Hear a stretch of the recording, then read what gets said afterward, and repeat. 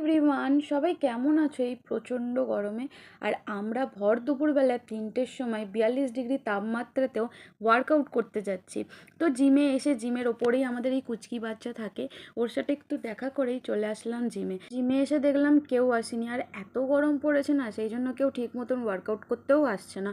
তো তারপরে বাড়ি চলে আসলাম, আর এসে আমরা একটু ভিডিও শ্যুট করব বলে রেডি হয়ে ভিডিও করতে বসে গেলাম। আমরা কিছু ফানি আর কমেডি ভিডিও শ্যুট করছিলাম, তারই একটু বিহাইন্ড দ্য সিন দেখিয়ে দিলাম তোমাদের। তোমরা যদি এই ভিডিওগুলো দেখতে চাও তাড়াতাড়ি যাও ইনস্টাগ্রাম আর ফেসবুকে গিয়ে চেক করে আসো।